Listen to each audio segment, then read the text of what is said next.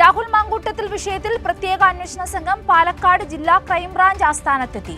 രാഹുലിന്റെ ഫ്ളാറ്റിലെ പ്രാഥമിക പരിശോധന പൂർത്തിയാക്കിയാണ് ക്രൈംബ്രാഞ്ച് ആസ്ഥാനത്തെത്തിയത്. വിവരങ്ങളുമായി സച്ചിൻ വള്ളിക്കാട് ചേരുകയാണ്. സച്ചിൻ, ഇപ്പോൾ ഇന്ന് പുലർച്ചെയായിരുന്നു ഈ രാഹുലിന്റെ ഫ്ളാറ്റിൽ ഉൾപ്പെടെയുള്ള ഇടങ്ങളിലെ അന്വേഷണം എന്നാണ് മനസ്സിലാക്കുവാൻ സാധിക്കുന്നത്. തെളിവ് ശേഖരണം ഉൾപ്പെടെയുള്ള കാര്യങ്ങൾ നടന്നിട്ടുണ്ട്. ഇപ്പോൾ ആസ്ഥാനത്ത് എത്തിയിരിക്കുന്നു എന്നറിയുവാൻ സാധിക്കുന്നു. എന്തെങ്കിലും തരത്തിലുള്ള പ്രതികരണങ്ങൾ ഉണ്ടായിട്ടുണ്ടോ? കൂടുതൽ വിശദാംശങ്ങൾ എന്തെല്ലാമാണ്?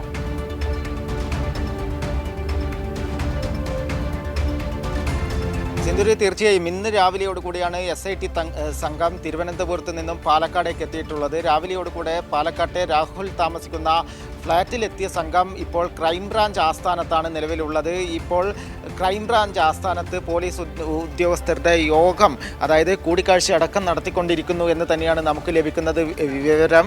ഇന്ന് രാവിലെയോടുകൂടിയാണ് തിരുവനന്തപുരത്ത് നിന്നും സംഘം പാലക്കാട് രാഹുൽ താമസിക്കുന്ന ഫ്ളാറ്റിലെത്തുകയും പ്രാഥമികമായി വിവരങ്ങൾ ശേഖരിക്കുകയും ചെയ്തിട്ടുള്ളത്. പ്രധാനമായും രാഹുലിൻ്റെ വാഹനങ്ങൾ, അതേപോലെ തന്നെ രാഹുൽ താമസിക്കുന്ന മുറി തുടങ്ങിയിടങ്ങളിലെല്ലാം പരിശോധന നടത്തി എന്ന് തന്നെയാണ് അറിയാൻ വേണ്ടി സാധിച്ചിട്ടുള്ളത്. രാവിലെയോടുകൂടെ എത്തിയ സംഘം ഇപ്പോൾ പാലക്കാട് ജില്ലാ ക്രൈംബ്രാഞ്ച് ആസ്ഥാനത്താണുള്ളത്. പ്രധാനമായും രാഹുലുമായി ബന്ധപ്പെട്ടുകൊണ്ട് യുവതി പരാതി നൽകിയതിന് പിന്നാലെ രാഹുൽ മാങ്കൂട്ടത്തിൽ പാലക്കാട് നിന്ന് മുങ്ങിയിരുന്നു. നിലവിൽ ഒളിവിൽ കഴിയുകയാണ് രാഹുൽ മാങ്കൂട്ടത്തിൽ. അതിനാൽ തന്നെ ഊർജിതമായ രീതിയിൽ തന്നെയാണ് രാഹുലിനായുള്ള അന്വേഷണവും പുരോഗമിച്ചുകൊണ്ടിരിക്കുന്നത്. ഇന്നലെ അടക്കം പാലക്കാട് ചില സ്ഥലങ്ങളിൽ രാഹുൽ ഉണ്ട് എന്ന ഒരു സൂചന ലഭിച്ചതിൻ്റെ അടിസ്ഥാനത്തിൽ പോലീസ് ശക്തമായ രീതിയിൽ പരിശോധനകൾ ആരംഭിച്ചിരുന്നു.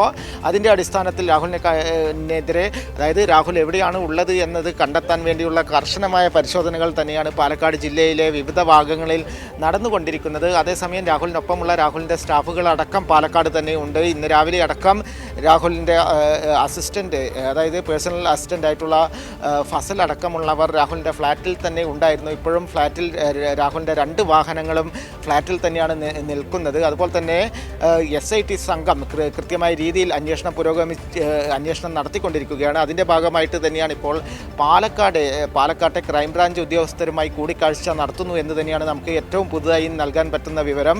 ഇന്നലെ രാത്രിയോടുകൂടെ തിരുവനന്തപുരത്ത് നിന്നും സംഘം പുറപ്പെട്ടു. ഇന്ന് പുലർച്ചയോടുകൂടിയാണ് സംഘം പാലക്കാട് എത്തുന്നത്. രാഹുലിനായുള്ള കുരുക്ക് നേരത്തെ സിന്ധൂരി പറഞ്ഞതുപോലെ തന്നെ മുറുകുന്നു എന്ന് തന്നെയാണ് അറിയാൻ വേണ്ടി സാധിച്ചത്. അതായത് അറസ്റ്റ് അടക്കമുള്ള കാര്യങ്ങളിലേക്ക് സ്പെഷ്യൽ ഇൻവെസ്റ്റിഗേഷൻ ടീം കടക്കും എന്ന കാര്യത്തിൽ സംശയമില്ല. അതിനാൽ തന്നെ രാഹുൽ ഇപ്പോഴും ഒളിവിൽ കഴിയുകയായിരുന്നു. അതിൻ്റെ ഭാഗമായി ശക്തമായ രീതിയിൽ തന്നെ പോലീസിൻ്റെ അന്വേഷണവും പുരോഗമിച്ചുകൊണ്ടിരിക്കുകയാണ്. കഴിഞ്ഞ 4 ദിവസം മുൻപാണ് യുവതി നേരിട്ട് മുഖ്യമന്ത്രിക്ക് പരാതി നൽകിയത്. തുടർന്നാണ് പാലക്കാട് കണ്ണാടിയിലെ ഇലക്ഷൻ പ്രചരണത്തിൽ പങ്കെടുത്തുകൊണ്ടിരുന്ന രാഹുൽ പാലക്കാട്ടെ താമസ സ്ഥലത്തെത്തുകയും സ്വന്തം വാഹനം അവിടെ വെച്ച് മറ്റൊരു സുഹൃത്തിൻ്റെ വാഹനത്തിലാണ് പാലക്കാട് നിന്നും രാഹുൽ മുങ്ങിയിരിക്കുന്നത്. എന്നാൽ പോലും രാഹുലിനായുള്ള കൃത്യമായ രീതിയിൽ ശക്തമായ അന്വേഷണം ഇപ്പോഴും പുരോഗമിച്ചുകൊണ്ടിരിക്കുകയാണ്. അതിൻ്റെ ഭാഗമായിട്ട് തന്നെയാണ് SIT സംഘം പാലക്കാട് എത്തിയിരിക്കുന്നത്. ആദ്യഘട്ട പരിശോധനകളെല്ലാം പൂർത്തീകരിച്ചിട്ടുണ്ട് എന്ന് തന്നെയാണ് അറിയാൻ വേണ്ടി സാധിച്ചിട്ടുള്ളത്. സിന്ധൂരി.